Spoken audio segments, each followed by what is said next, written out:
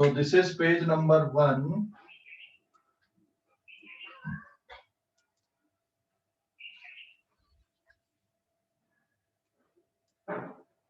ठीक है, एंड सबसे पहले हम देखते हैं यहाँ पे radius of gyration. Radius of gyration या फिर radius of gyration, it is denoted by के। ये रेडियस ऑफ जायरेशन क्या होती है, इसका क्या इंपॉर्टेंस है, ठीक है, ये समझ लो पहले। यहाँ पे रेडियस ऑफ जायरेशन, सबसे first point, it depends on axis of rotation. आप किस एक्सिस के अबाउट रोटेशन देख रहे हैं उस पर डिपेंड करेगी। दूसरा पॉइंट, इफ के is large then mass is distributed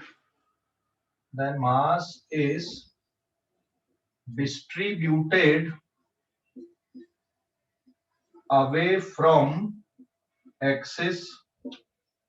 फिर तीसरा point, if k is small then mass is distributed near axis। और फिर k को लिखते कैसे अपन रेडियस ऑफ जायरेशन को, मान लो जो मूवमेंट ऑफ इनर्शिया किसी बॉडी का, movement of inertia of a body about given axis, किसी एक्सिस के लिए मान लो किसी बॉडी का movement of inertia, it is given by summation mi r i square. आप ऐसा लिखते हो, मतलब m1 r1 square plus m2 r2 square up to so on. तो इसको किसके बराबर लिख सकते हो आप, m इंटू के स्क्वायर के बराबर लिख सकते हो, जहां पे k क्या है यहाँ पे, where capital M is total mass, मतलब m1 plus m2 and so on, और k क्या है यहाँ पे, radius of gyration. k is radius of gyration for that axis. ठीक है, जिस एक्सिस के लिए आप मूवमेंट ऑफ इनर्शिया बोल रहे हो उसी एक्सिस के लिए k क्या है यहाँ पे, radius of gyration. That is radius of gyration, ये एक डिस्टेंस होता है। इन दोनों को कंपेयर कर लें तो it is summation mi r i square divided by total mass, और टोटल मास किसके बराबर, समेशन m1 प्लस m2 के इक्वल होता है। तो बेसिकली ये है क्या, डिस्टेंस। देखो मास से मास की डायमेंशन कट गई यहाँ पे, तो इसकी SI यूनिट क्या बन जाएगी, SI यूनिट इज मीटर, और डायमेंशनल फार्मूला हो जाएगा m0 L1 T0। ठीक है, m0 L1 T0 ये इसका डायमेंशनल फार्मूला है रेडियस ऑफ जायरेशन का। रेडियस ऑफ जायरेशन बेसिकली हम कुछ नया नहीं पढ़ रहे हैं, हमने मूवमेंट ऑफ इनर्शिया का कैलकुलेशन पढ़ा हुआ है ना। मूवमेंट ऑफ इनर्शिया किसको कहते हैं, तो इसको एग्जांपल से समझते अपन। सपोज मैं एक रॉड अगर ले लूं यहाँ पे, और रॉड के लिए जो मूवमेंट ऑफ इनर्शिया होता है इस एक्सिस के लिए, जो सेंटर ऑफ मास से पास हो रहा है और परपेंडिकुलर है रॉड के, तो बेटा इस एक्सिस के लिए मूवमेंट ऑफ इनर्शिया होता है I Z Z dash, it is ml square by 12। ये ml स्क्वायर बाई 12 है, मतलब इस एक्सिस के लिए रॉड की रेडियस ऑफ जायरेशन कितनी होगी, इसके लिए आप क्या करोगे, इसको ml स्क्वायर बाई 12 से रिप्लेस कर दो m के स्क्वायर से, तो m से m हो गया कैंसिल, और k की वैल्यू कितनी आ गई यहाँ पे, √12। तो जो रॉड की रेडियस ऑफ जायरेशन है वो L अपॉन √12 है। L अपॉन √12 मतलब यहाँ कहीं पे कोई पॉइंट आप पूरा की पूरा मास को रॉड का अज्यूम कर सकते हो, जिससे इसका डिस्टेंस कितना है, k है। मतलब आप पूरी रॉड को एक सिंगल पार्टिकल से रिप्लेस कर दो जिसका मास किसके बराबर है, पूरा रॉड के मास के बराबर है। और ये जो पार्टिकल है जिसका मास m आपने एज्यूम किया पूरी रॉड का, वो कितने डिस्टेंस पे, L/√12 डिस्टेंस पे, तो उतना ही मोमेंट ऑफ इनर्शिया आएगा जितना ml²/12 जो हमने कैलकुलेशन करके निकाला था। एंड देन रॉड के एक एंड से अगर आप रेडियस ऑफ जाइरेशन देखोगे कि भाई एक एंड के लिए कितना है, तो एक एंड के लिए जो रेडियस ऑफ जाइरेशन है, जब suppose it is Z1 and Z1 dash axis, इस एंड के लिए मोमेंट ऑफ इनर्शिया कितना आएगा, it is I Z1 dash, ये हमने निकाला हुआ था, इट इज ml²/3 है। और फिर आप इसको इक्वेट कर दो किससे, m² से। तो ये जो रेडियस ऑफ जाइरेशन लिखो मैंने L/√12, ये है Z डैश एक्सिस के लिए और ये है Z1 dash axis. So after solving we will get m से m कैंसिल हो गया, इस एक्सिस के लिए एक एंड के लिए रेडियस ऑफ जाइरेशन है L/√3 के बराबर। मतलब अगर एक एंड से आप एक्सिस ले रहे हो रॉड का, तो आप पूरे मास को कितने जगह पे इमेजिन कर सकते हो, भाई पूरी रॉड का मास यहाँ पे है और ये के Z1 डैश डिस्टेंस या इसकी रेडियस है या फिर ये डिस्टेंस है, इतने डिस्टेंस पे आप पूरी रॉड के मास को इमेजिन कर सकते हो। कितने डिस्टेंस पे, L/√3 डिस्टेंस पे। तो रॉड का जो रेडियस ऑफ जाइरेशन है किसी एंड के लिए कितना होता है, L/√3, और मास, सेंटर ऑफ मास से जाने वाले एक्सिस और रॉड के परपेंडिकुलर के लिए कितना होता है, L/√12 होता है। अभी देखो मैंने यहाँ पे क्या लिखा था, it depends on axis of rotation. Same rod के लिए सेंटर ऑफ मास के लिए जो रेडियस ऑफ जाइरेशन L/√12 है, और सेम रॉड के लिए एक एंड के लिए जो रेडियस ऑफ जाइरेशन है, it is Z dash axis, it is L/√12। उसी रॉड के लिए एक एंड के लिए जो रेडियस ऑफ जाइरेशन है वो कितना है, L/√3 है। ठीक है, L/√3 एंड पॉइंट के लिए L/√3 रेडियस ऑफ जाइरेशन, जबकि यहाँ पर के लिए रेडियस ऑफ जाइरेशन कितना है, L/√12 है। ठीक है ना, तो ये होता है बेटा रेडियस ऑफ जाइरेशन या रेडियस ऑफ गायरेशन। ठीक है, अभी मैं कुछ और ऑब्जेक्ट के लिए लिख रहा हूँ, फिर वहां पे अपन टेबल बना देते हैं यहाँ पे। तो बेसिकली ये नया कुछ नहीं पढ़ रहा है, मतलब जो रेडियस ऑफ जाइरेशन अगर मान लो नहीं भी पता हमें, तो भी हम रोटेशनल मोशन के क्वेश्चन बना सकते हैं। मतलब एक ये एडिशनल इंफॉर्मेशन दी हुई है कि भाई मूवमेंट ऑफ इनर्शिया को रेडियस ऑफ जाइरेशन के टर्म पे और आप कैसा लिख सकते हो। तो अगर किसी बॉडी का किसी एक्सिस के लिए रेडियस ऑफ जाइरेशन पता है आपको, तो आप मोमेंट ऑफ इनर्शिया का फार्मूला सीधा सीधा सिर्फ क्या लिख सकते हो, एक सिंगल पार्टिकल के लिए जैसा लिखते हैं वैसे ही आप लिख सकते हो, सीधे सीधे m²। जैसे एक सिंगल पार्टिकल का मोमेंट ऑफ इनर्शिया किसी एक्सिस के लिए आप क्या लिखते हो, mr² लिख देते हो, तो वैसे ही यहाँ पे रिजिड बॉडी के लिए हम लिख सकते हैं सीधा सीधा कितना लिख सकते हैं इसको, m²। तो रॉड का इस एक्सिस से centre of mass and rod के लेंथ के परपेंडिकुलर के लिए रेडियस ऑफ जाइरेशन है L/√12, और इस एक्सिस से एंड के लिए कितना है, L/√3 के इक्वल है। ठीक है, स्क्रीनशॉट लो इस पेज का, स्क्रीनशॉट ले लो इस पेज का, स्क्रीनशॉट ले लो,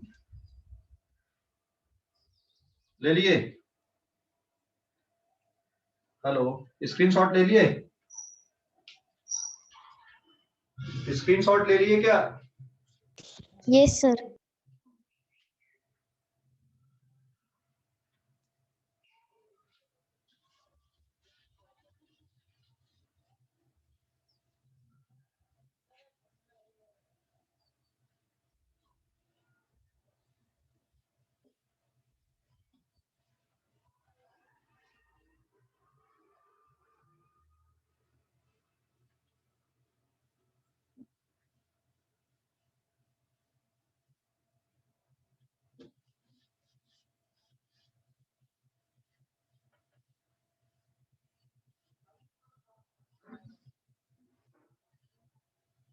Now this is page number 2। ठीक है, देखो पेज नंबर 2 पे अब कुछ ज्योमेट्रिकल ऑब्जेक्ट की रेडियस ऑफ जायरेशन लिखते हैं, एक टेबल लिखते हैं अपन, सीधे सीधे इसको याद रखना। आप एक नोट पे आप एक टेबल ध्यान रखो। जैसे रिंग के लिए this is for ring, ring के लिए रिंग इस एक्सिस के अबाउट रोटेट होती है। डिस्क के लिए इसी एक्सिस के लिए रेडियस ऑफ जायरेशन कितनी है। फिर स्फीयर के लिए और स्फेरिकल सेल के लिए रेडियस ऑफ जायरेशन कितनी लिखनी है। ठीक है, ये सॉलिड स्फीयर हो गया, ये डिस्क हो गई, ये हो गया रिंग। इन ऑब्जेक्ट्स के लिए हमें रेडियस ऑफ जायरेशन यहाँ पे देखना है। तो ये है डिस्क, ये स्फेरिकल सेल, ये है स्फीयर। तो this is the object disc, ये है सेल और ये है स्फीयर। ठीक है, रिंग या फिर रिंग के साथ में आप क्या ले लो, यहाँ पे पाइप आप ले लो। तो पाइप का ये एक्सिस जिसको आप ज्योमेट्रिकल एक्सिस बोलते हो, एंड सिमिलरली डिस्क के साथ में आप क्या ले सकते हो, सॉलिड सिलेंडर आप ले सकते हो। तो डिस्क और सॉलिड सिलेंडर एक ही बात है यहाँ पे, डिस्क या फिर सॉलिड सिलेंडर का ज्योमेट्रिकल एक्सिस। ठीक है, इनके लिए मोमेंट ऑफ इनर्शिया एक्सिस ये है बेटा यहाँ पे। ठीक है, ये इसका एक्सिस है, इट इज ज्योमेट्रिकल एक्सिस आप इसको बोल सकते हो। ये ज्योमेट्रिकल एक्सिस मैंने लिया यहाँ पे। ठीक है, तो इन एक्सिस के लिए ये रिंग है, रिंग का मास m and radius r, the axis is same z z dash z z dash z and z dash z and z dash. ये डिफरेंट डिफरेंट ऑब्जेक्ट लिखा हूं मैंने। तो रिंग का लिए इस एक्सिस के लिए मोमेंट ऑफ इनर्शिया,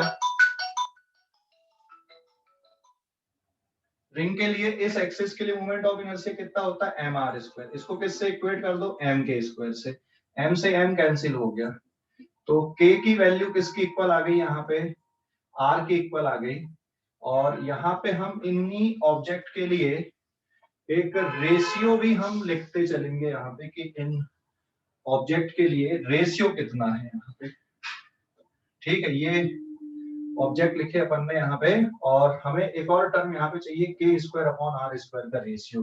तो के स्क्वायर अपॉन आर स्क्वायर का रेशियो कितना आएगा यहाँ पर, 1 आएगा। किसके लिए, रिंग या फिर पाइप के लिए। एक्सिस यहाँ पे मेंशन है, रेडियस ऑफ जायरेशन और रेडियस का जो स्क्वायर का रेशियो है इसकी वैल्यू 1 है, या यहाँ पे रेडियस ऑफ जायरेशन 1 के इक्वल है, रेडियस के इक्वल है। डिस्क के लिए या फिर सिलेंडर के लिए कितना होगा ये, it is m r square by 2, ये जो एक्सिस दिया हुआ इस एक्सिस के लिए। ठीक है, यहाँ पे हम मोमेंट ऑफ इनर्शिया लिख दे रहे हैं, यहाँ पे हमने ऑब्जेक्ट लिख दिया और ये रेशियो हम यहाँ फाइंड आउट कर रहे हैं, इक्वल्स टू एम के स्क्वायर। तो डिस्क के लिए रेडियस ऑफ जायरेशन कितनी जाएगी, के अपॉन रूट 2। तो डिस्क के लिए है r अपॉन रूट 2, ये रेडियस ऑफ जायरेशन है। और अगर हम ये रेशियो यहाँ पे देखें के स्क्वायर अपॉन आर स्क्वायर का, तो ये वैल्यू कितनी मिलेगी यहाँ पर, 1 के बराबर मिलेगी। ठीक है, स्फेरिकल सेल के लिए, तो स्फेरिकल सेल के लिए मोमेंट ऑफ इनर्शिया होता है 2/3 एम आर स्क्वायर। इसको किसके बराबर इक्वेट कर दो, एम के स्क्वायर से इक्वेट कर दो। तो के की वैल्यू आ जाएगी √2/3 r, और ये रेशियो आएगा के स्क्वायर अपॉन आर स्क्वायर का 2/3। फिर स्फीयर के लिए moment of inertia given axis के लिए होता है 2/5 एम आर स्क्वायर, इक्वेट कर दो एम के स्क्वायर से। तो radius of gyration is √2/5 of r, और ये रेशियो आ जाएगा के स्क्वायर अपॉन आर स्क्वायर की value 2/5। So remember this result. वैसे तो हमें ये moment of inertia in axis के लिए याद रहने चाहिए, और उसी से फिर हमने ये टर्म यहाँ पे लिख दिया, मोमेंट ऑफ इनर्शिया, ये उन गिवन एक्सिस के लिए और फिर रेडियस ऑफ जायरेशन के टर्म पे।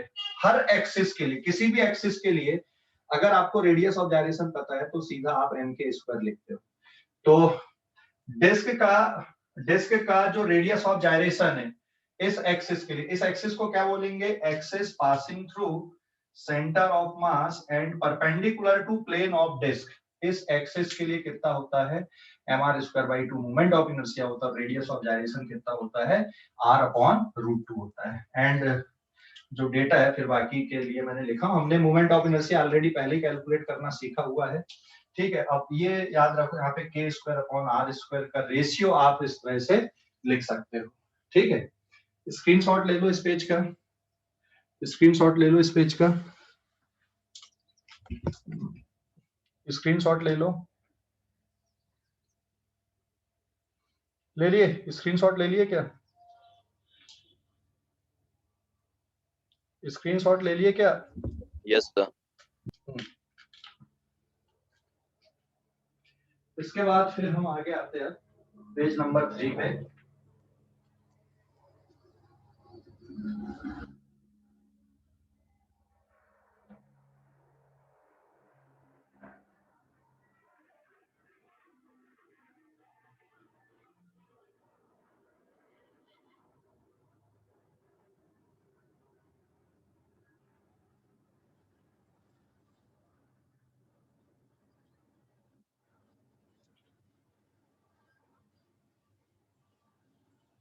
Rotational kinetic energy. Now this is page number 3.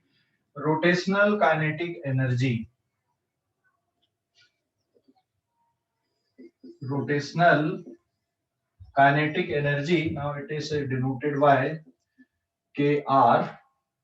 देखो हमने ट्रांसलेशनल काइनेटिक एनर्जी पढ़ा हुआ ऑलरेडी। जैसे मान लो ये कोई बॉडी है, इसका मास है कुछ, it is of 2 kg and it is moving with speed suppose 10 metre per second.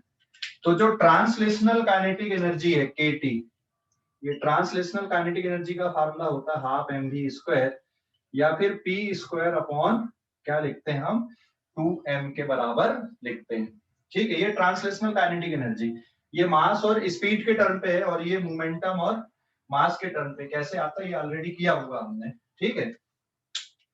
And अगर आप वैल्यू पुट कर दोगे, आंसर निकाल दोगे, तो it is half of mass is 2 kg into 10 metre per second का whole square and after solving it is of 100 joule के बराबर क्या है यहाँ पे काइनेटिक एनर्जी है। बट ये ट्रांसलेशनल है, हमें क्या चाहिए, रोटेशनल चाहिए। तो मान लो कोई बॉडी, रिजिड बॉडी, सपोज किसी भी शेप की कोई रिजिड बॉडी यहाँ पे रोटेट हो रही है और ये इसका एक्सिस ऑफ रोटेशन है, this is Z dash axis, ये इसका एक्सिस ऑफ रोटेशन है इस रिजिड बॉडी का।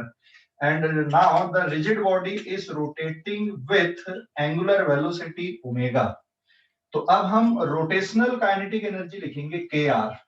तो फार्मूला क्या होना चाहिए, यहां से कंपेयर करो, मास का जो रोल है यहाँ पे क्या जाएगा, हाफ फैक्टर यही रहेगा, मास की जगह पे आ जाएगा मोमेंट ऑफ इनर्शिया और वेलोसिटी की जगह पे हो जाएगी एंगुलर वेलोसिटी।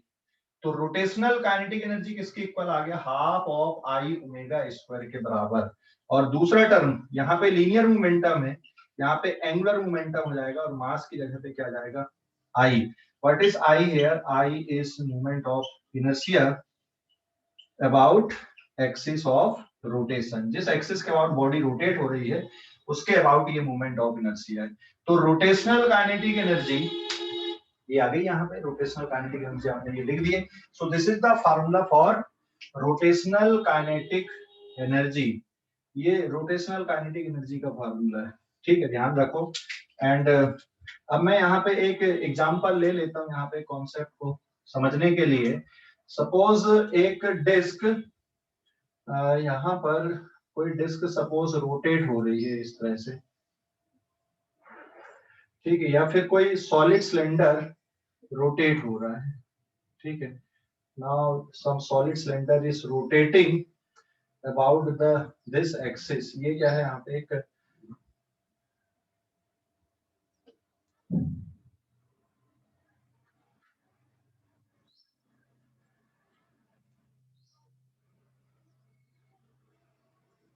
ठीक है, this is Z Z dash axis, ये कोई सिलेंडर है, सॉलिड सिलेंडर है, इस एक्सिस के अबाउट ये सॉलिड सिलेंडर क्या हो रहा है, यहाँ पे रोटेट हो रहा है विद द फ्रीक्वेंसी 300 आरपीएम की फ्रीक्वेंसी से ये रोटेट हो रहा है। तो दिस इज एनी सिलेंडर जो इस एक्सिस के अबाउट रोटेट हो रहा है। अब इसकी रोटेशनल काइनेटिक एनर्जी कितनी है ये अगर हमें फाइंड आउट करना है, तो रोटेशनल काइनेटिक एनर्जी का फार्मूला रहेगा half of I omega square.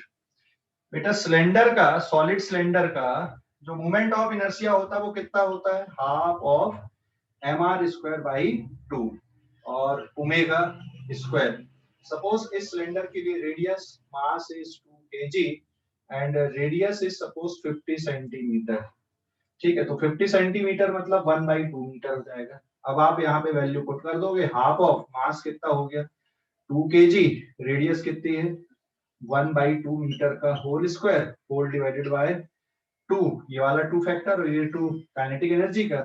और लेकिन एंगुलर वेलोसिटी आपको पुट करना है, तो ये फ्रीक्वेंसी दी हुई है, इसको कन्वर्ट करोगे तो राउंड पर सेकंड में 300 राउंड डिवाइडेड बाय 60 सेकंड कर दोगे तो ये आंसर कितना आएगा 5 राउंड पर सेकंड।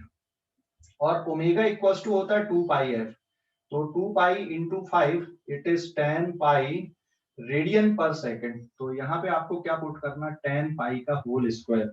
और सारे डेटा आप एसआई सिस्टम पे लिखोगे और जब आप इसको सॉल्व करोगे तो फाइनल आंसर आपका किसमें आएगा, जूल में आपका इसका फाइनल आंसर आएगा। It is not the joule square, ये 2 फैक्टर यहाँ का है। जब इसको आप सिंप्लीफाई कर लोगे तो फाइनल आंसर आपका जूल में मिलेगा। मतलब जैसे ये 2 से 2 कैंसिल आउट हो गया, 2 2 जा 4 2 जा 8, so now it is 100 pi square divided by 8। ये क्या है, इसकी रोटेशनल काइनेटिक एनर्जी है। ठीक है, तो ये इस तरह से आपको कैलकुलेट करना है। कोई भी काइनेटिक एनर्जी हो, यूनिट उसकी हमेशा जूल ही रहेगी, चाहे रोटेशनल हो चाहे ट्रांसलेशनल हो। ठीक है, यूनिट सेम ही रहती है, यूनिट पे कोई फर्क नहीं पड़ता है। स्क्रीनशॉट लो इस पेज का, इस पेज का स्क्रीनशॉट ले लो। ले लिए, स्क्रीनशॉट ले लिए क्या?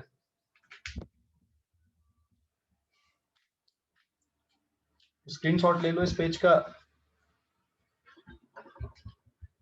डन।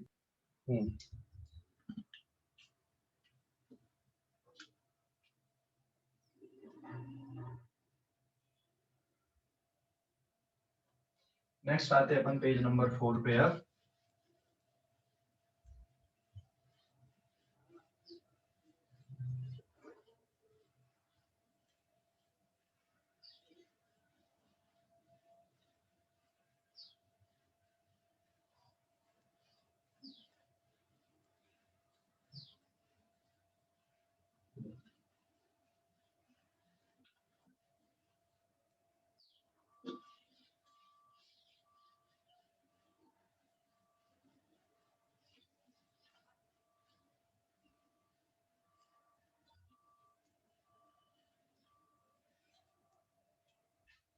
अब दिस इज पेज नंबर 4 अभी।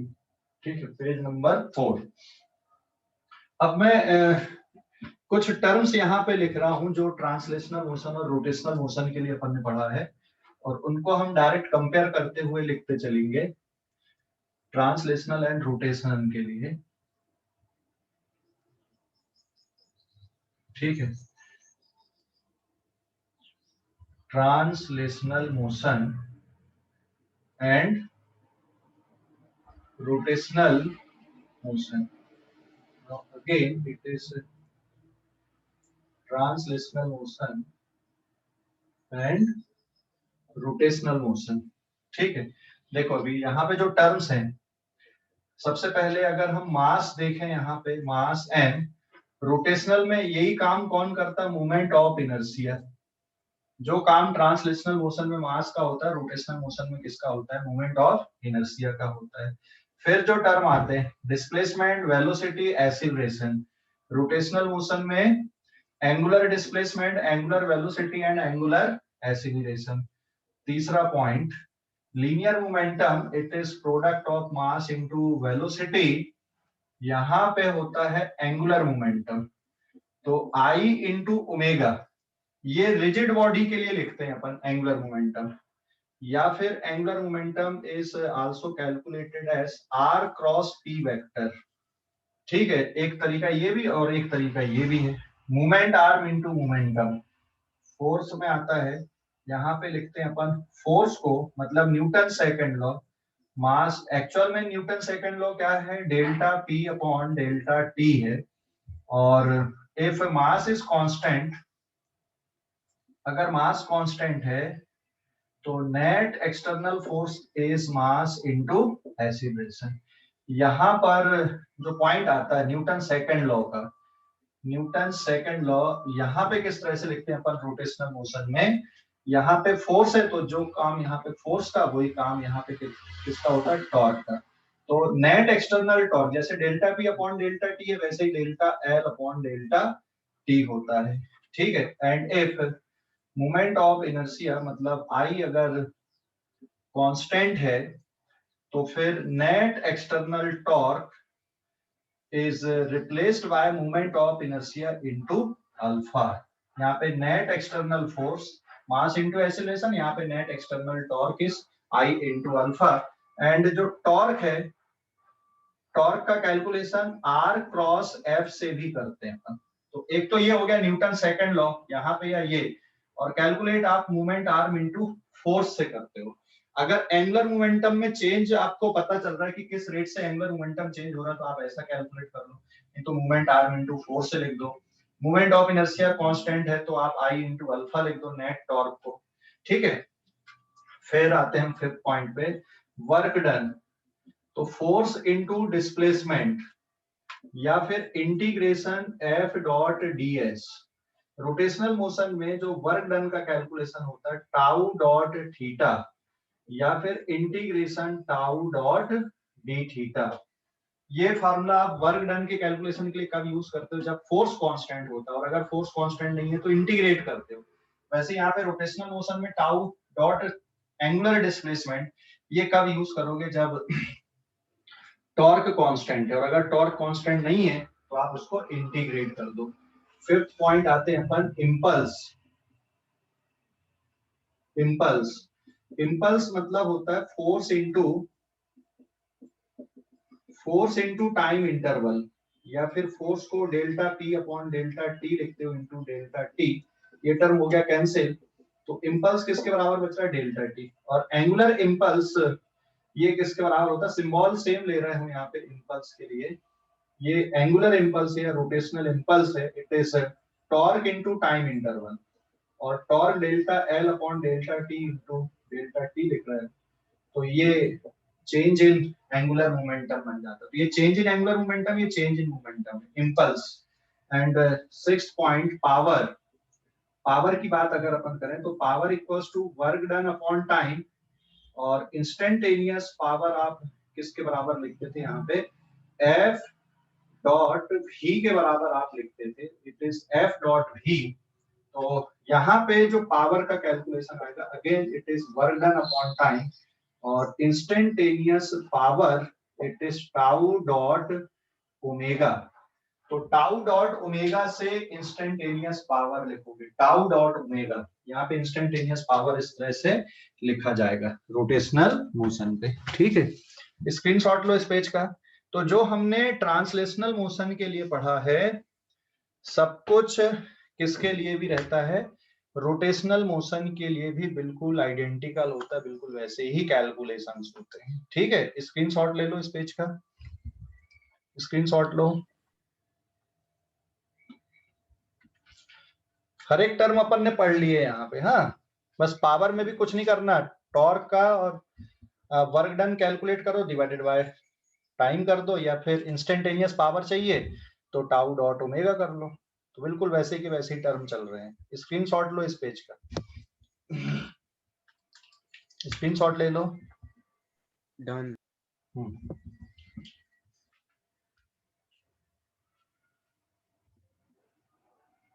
now page number 5।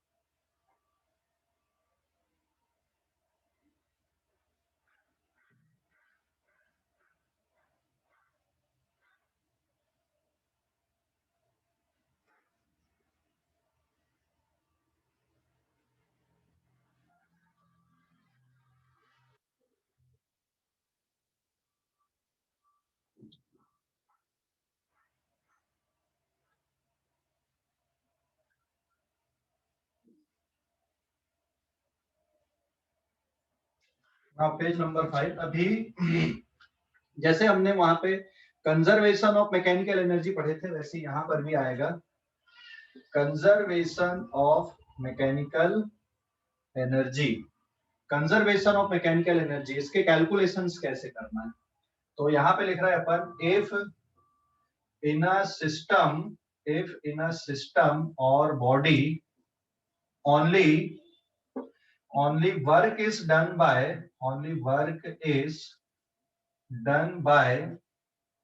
conservative torque, then mechanical energy is conserved। then mechanical energy is conserved। M मतलब यहाँ पे मैकेनिकल एनर्जी है। तो अगर किसी सिस्टम पे या बॉडी पे सिर्फ जो वर्क डन हो रहा है वो कंजर्वेटिव टॉर्क के कारण हो रहा है, तो उस सिस्टम की या उस बॉडी की मैकेनिकल एनर्जी कंजर्व होती है। ठीक है। अब what is conservative torque? What is conservative torque here? Conservative force हमने पढ़ा है, mg is the conservative force, है ना। एक example, spring force is conservative force. तो यहाँ पे क्या आएगा, ये कंजर्वेटिव टॉर्क के लिए ये कैसा बनेगा? अभी कंजर्वेटिव टॉर्क आप लिखोगे कैसे यहाँ पे? So torque produced by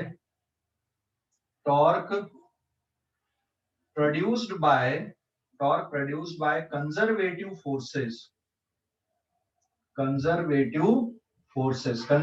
force अगर टॉर्क प्रोड्यूस कर रहे हैं, ठीक है, देन द टॉर्क इज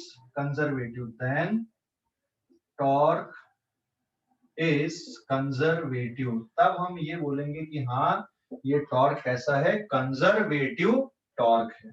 ठीक है। तो जब मैकेनिकल एनर्जी कंजर्व होती है तो वही principle, initial kinetic energy, initial potential energy, final kinetic energy plus final potential energy. अब इसको कॉन्सेप्ट को हम एक एग्जांपल से समझते हैं। यहाँ पे एग्जांपल ये ले लिए हमने कि सपोज बेटा यहाँ पर ये एक सरफेस लिए हमने, हॉरिजॉन्टल सरफेस, और यहाँ पे एक वर्टिकल रॉड को, this is the vertical rod, एक वर्टिकल रॉड को ऐसा रख दिए। And now initially the rod at rest. Now this is the rod of mass m L initially at rest. Initially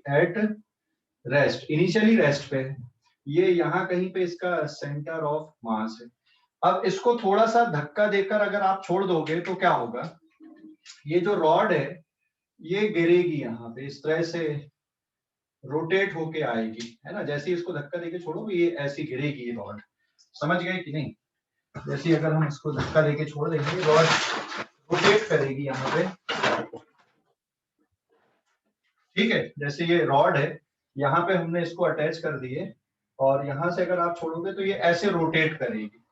जब ये रॉड यहाँ पर रोटेट हो रही तो इनिशियल एंगुलर वेलोसिटी कितनी इसकी? अभी यहाँ पे ये इनिशियली इसकी जो एंगुलर वेलोसिटी है वो 0 है, और जब ये रॉड टर्न होके रोटेट होके ये इस तरह से आएगी यहाँ पर, ठीक है, ये ऐसी आएगी, तो ये पॉइंट है सपोज बी इसका, ये सेंटर ऑफ मास है। ठीक है। तो इसकी जो फाइनल एंगुलर वेलोसिटी है वो कितनी होगी? So this is their final angular velocity, जिसको हमें फाइंड आउट करना है। इनिशियल एंगुलर वेलोसिटी कितनी इसकी? 0। मतलब इनिशियली रेस्ट पे थोड़ा सा धक्का देके आपने छोड़ दिया तो ये रोटेट कर रही है, तो initial angular velocity is 0।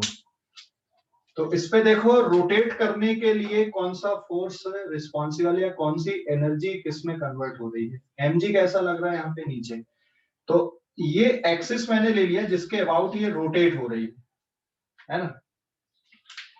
And suppose these are their end points, तो इस एंड पॉइंट की जो वेलोसिटी, टेंजेंशियल वेलोसिटी, ये बी पॉइंट है, ये किसके बराबर होगा? Omega r, omega into l, क्योंकि यहां से यहां तक की रेडियस कितनी हो जाएगी? एल हो जाएगी। यहाँ पे सेंटर ऑफ मास है, तो velocity of centre of mass भी आप निकाल सकते हो, it is equal to omega r dash omega into l by 2 से। तो अगर हम यहाँ पे ओमेगा कैलकुलेट कर लें तो बाकी कैलकुलेशन हमारे ऑटोमेटिकली हो जाते हैं।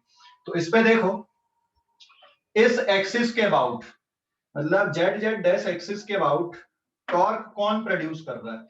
इस एक्सिस के अबाउट टॉर्क कौन प्रोड्यूस कर रहा है? mg। और अगर यहाँ पे इस एक्सिस पे अगर फ्रिक्शन लग भी रहे हैं वहां पे या रिएक्शन फोर्स भी आ रहा है तो वो टॉर्क प्रोड्यूस नहीं करेंगे। ठीक है, वो टॉर्क प्रोड्यूस नहीं करेंगे क्योंकि एक्सिस पे लग रहे हैं। अगर जो फोर्स एक्सिस पे लगते हैं तो वो एक्सिस पे अगर कोई फोर्स लगता है तो वो टॉर्क प्रोड्यूस नहीं कर सकता है। तो यहाँ पे जो टॉर्क प्रोड्यूस हो रहा है वो किसके कारण हो रहा है? mg। मतलब इस रॉड पे वर्क कौन कर रहा है? टॉर्क। किसका टॉर्क? mg का टॉर्क। और mg कैसा फोर्स है? कंजर्वेटिव। मतलब mg का टॉर्क कैसा होगा? कंजर्वेटिव टॉर्क होगा। इसलिए इस रॉड की मैकेनिकल एनर्जी कैसी होगी? यहाँ पे कंजर्व होगी। ठीक है, रॉड की मैकेनिकल एनर्जी यहाँ पे कंजर्व होगी क्योंकि रॉड पे कौन वर्क कर रहा है? यहाँ पे mg वर्क कर रहा है। mg के कारण जो टॉर्क प्रोड्यूस हो रहा है वो वर्क कर रहा है यहाँ पे। So by conservation of mechanical energy principle, initial kinetic energy, initial potential energy, final kinetic energy plus final potential energy. तो इनिशियल काइनेटिक एनर्जी तो जीरो है। What about initial potential energy? अभी देखो रॉड ऐसी है तो पोटेंशियल एनर्जी कितनी है? तो आप पोटेंशियल एनर्जी का कैलकुलेशन सेंटर ऑफ मास से कर लो। तो अभी सेंटर ऑफ मास यहाँ पे फिर वो रोटेट होके यहाँ पे जाएगा। तो initial potential energy mg into H centre of मास। मतलब भाई रॉड को आप एक पार्टिकल मान लो ना, पूरे पार्टिकल का मास कहाँ पे कंसंट्रेटेड है? उसके सेंटर ऑफ मास पे। तो mg into centre of mass and final kinetic energy कितना लिखोगे? हाफ mv स्क्वायर लिखोगे कि हाफ आई ओमेगा स्क्वायर लिखोगे? तो यहाँ पे क्या लिखना पड़ेगा हमको? Half I into omega square. और फाइनल पोटेंशियल एनर्जी जीरो, क्योंकि अब ये रॉड यहां से यहां आगे, मतलब सेंटर ऑफ मास आपको यहां पे दिखेगा, लेवल पे दिखेगा या इस रेफरेंस लाइन पे दिखेगा। तो इक्वेट करने पे ये टर्म हो जाएगा mg। अभी जो हाइट है सेंटर ऑफ मास की ये किसके बराबर? यहाँ पे L/2 के बराबर है, इक्वल्स टू 1/2।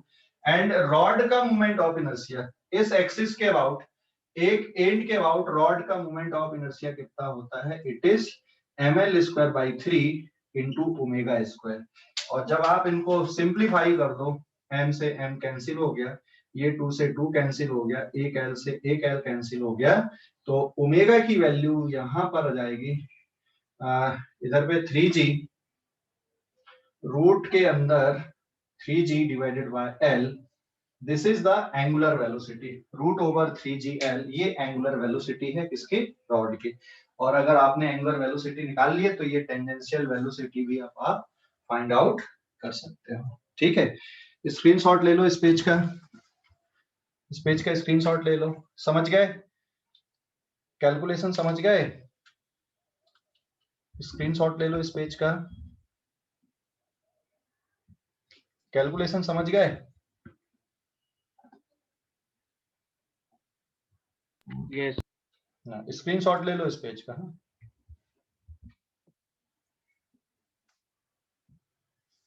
आगे बढ़ते हैं अपन ना, पेज नंबर 6 पे एक और एग्जांपल देखते हैं।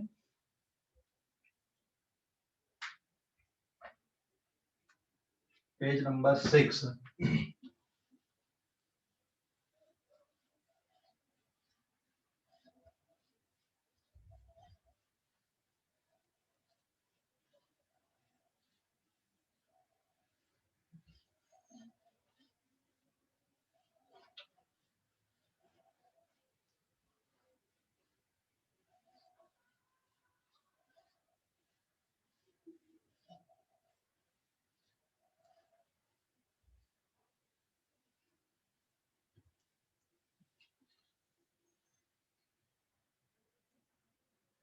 Now this is page number 6।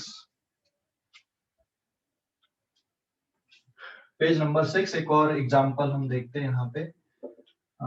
इस पे मैंने एक डिस्क लिया है ये, और ये यहाँ पे इसका एक्सिस ऑफ रोटेशन है। यहाँ पे इस डिस्क को हमने फिक्स कर दिया, ठीक है। और इस डिस्क में हमने एक स्ट्रिंग लिए और एक स्ट्रिंग को इस तरह से लपेट दिए यहाँ पे, मतलब जो पतंग उड़ाते हैं उसकी घिरनी समझ लो। और जो दूसरा एंड है इस पे मैंने यहाँ पे एक पार्टिकल ले लिया, एक ब्लॉक ले लिया, इसका मास है स्मॉल m, इसका मास है capital M and radius r। and suppose it is a disk here. Now string is unwind without slipping यहाँ, ठीक है, string is unwind without slipping, बिना स्लिप हुए स्प्रिंग यहाँ पर अनवाइंड हो रही, खुल रही है, बिना स्लिप हुए स्ट्रिंग यहाँ पे खुल रही है, ठीक है ना। तो अब आपको ये बताना है कि भाई इनिशियली ये वाले ब्लॉक की जो वेलोसिटी है वो 0 है, और ये ब्लॉक यहां से अगर ये h हाइट नीचे आता है, ठीक है, ये जो ब्लॉक है ये h हाइट नीचे आता है, तो जब ये नीचे पहुंचेगा तो इसकी जो वेलोसिटी होगी वो v हो जाएगी। तो ये वेलोसिटी कितनी है, और जब ये नीचे आ रहा तो ये रस्सी भी खोलेगी और ये डिस्क को क्या करेगा, यहाँ पे घुमाएगा, तो इसमें भी क्या प्रोड्यूस होगा, एंगुलर वेलोसिटी प्रोड्यूस होगी। तो इसकी इनिशियल एंगुलर वेलोसिटी 0 है और फाइनल एंगुलर वेलोसिटी घूमने के कारण कितनी आ जाएगी, ओमेगा आ जाएगी यहाँ पे, ठीक है। Final angular velocity is omega. तो इनिशियली रेस्ट से आपने रिलीज किया, जैसे जैसे ये नीचे आता जाएगा ये डिस्क क्या होते जाएगी, घूमते जाएगी रस्सी के कारण, है ना। तो इनिशियल एंगुलर वेलोसिटी इज 0, मतलब रेस्ट से आपने इसको रिलीज किया, and final angular velocity is omega here. तो अब आपको कैलकुलेशन करनी है, ठीक है। तो इस पे देखोगे आप जो वर्क कर रहा है mg कैसा लग रहा है, यहाँ पे नीचे ये कौन सा फोर्स हो गया, टेंशन, यहाँ पे ये कौन सा फोर्स हो गया, टेंशन, है ना। तो इस पे देखोगे इसकी ग्रेविटी, इसकी पोटेंशियल एनर्जी पे कोई फर्क नहीं पड़ रहा है, इसकी पोटेंशियल एनर्जी डिक्रीज हो रही है, और कौन सी एनर्जी बढ़ रही है, काइनेटिक, इसकी काइनेटिक एनर्जी बढ़ रही है, उसके साथ साथ इसकी काइनेटिक एनर्जी भी बढ़ रही है। लेकिन जितना ये स्ट्रिंग खुलेगी, यहां से जितना नीचे जाएगी उतनी यहां से खुलेगी, और इसके कारण इनकी जो टेंजेंशियल वेलोसिटी है यहाँ पर की v is equals to omega into r के बराबर होगा, ये ध्यान रखना। और ऐसे ही अगर इसमें एंगुलर एक्सीलरेशन है, ये एंगुलर वेलोसिटी है, तो अल्फा मतलब जो टेंजेंशियल एक्सीलरेशन इसका जो एक्सीलरेशन यहाँ पे नीचे आने का सेम ये किसके बराबर होगा, यहाँ पे अल्फा r के बराबर होगा, ठीक है। तो ये एक अज्यूमशन है भाई, ये ब्लॉक जितना नीचे आएगा या किसी मोमेंट पे जो इसकी वेलोसिटी होगी वही वेलोसिटी इस पॉइंट की होगी, इस पॉइंट की वेलोसिटी और ये वाले ब्लॉक की वेलोसिटी सेम है। इनिशियली 0 तो ये पॉइंट भी इनिशियली रेस्ट पे, और जैसे जैसे इसकी वेलोसिटी बढ़ेगी ये वाले पॉइंट की टेंजेंशियल वेलोसिटी बढ़ेगी। So v is equals to omega r यहाँ पे फॉलोड रहेगा या फिर वैलिड रहेगा, है ना। अब कैलकुलेशन करते हैं, इसमें टॉर्क कौन प्रोड्यूस कर रहा है, टेंशन फोर्स, और टेंशन फोर्स यहाँ पे कैसा है, कंजर्वेटिव है, मतलब इस सिस्टम की मैकेनिकल एनर्जी फिर से कंजर्व है। वर्क एनर्जी थ्योरम भी आप लगा सकते हो, बट मैकेनिकल एनर्जी से अधिकतर क्वेश्चन हमारे सॉल्व हो जाते हैं यहाँ पे, ठीक है। तो यहाँ पर भी आप क्या कर दो, initial kinetic energy, initial potential energy, final kinetic energy, final potential energy. Initial kinetic energy 0, initial potential energy 0, इसी को रेफरेंस लाइन अगर आप ले लो, इसकी पोटेंशियल एनर्जी में कोई चेंज नहीं है तो उसको कुछ लिखने की जरूरत ही नहीं है। And final kinetic energy half of m v square, ये वाली हो गई बॉक्स की, plus half of I omega square, ये किसके लिए हो गई, kinetic energy half of I omega square, ये है डिस्क के लिए, ये किसके लिए, पहला वाला टर्म बॉक्स के लिए, ये किसके लिए हो गया, डिस्क के लिए, एंड प्लस फिर पोटेंशियल एनर्जी। तो अगर रेफरेंस लाइन यहाँ पे, रेफरेंस लाइन से आप h नीचे आ रहे हो तो पोटेंशियल एनर्जी कितनी आएगी, माइनस mgh आएगी। और पोटेंशियल एनर्जी सिर्फ किसकी बदल रही, ब्लॉक की बदल रही, इसकी पोटेंशियल एनर्जी में कोई चेंज नहीं है। और यहाँ पे रेफरेंस लाइन अगर लोगे तो ये माइनस h हाइट नीचे गया, इसकी पोटेंशियल एनर्जी आप इतनी ले लोगे। एंड फिर इसको रीअरेंज कर लेते हैं अपन, तो ये इक्वेशन आएगी half of m v square plus half of I omega square is equals to m g h. अभी मैं आई को रिप्लेस कर दूं और ओमेगा को, तो हमने ऑलरेडी ये पढ़ा हुआ है कि भाई जो मोमेंट ऑफ इनर्शिया उसको अब आप डायरेक्ट क्या लिख सकते हो, half m v square plus half of I, omega को आप लिख सकते हो वी बाई आर का whole square is equals to m g h. इसमें से हम रीअरेंज कर दें इस इक्वेशन को, तो मैं यहाँ पर से v स्क्वायर बाई 2 को कॉमन अगर निकाल लूं तो अंदर बचेगा यहाँ पे m plus I divided by r square is equals to mgh.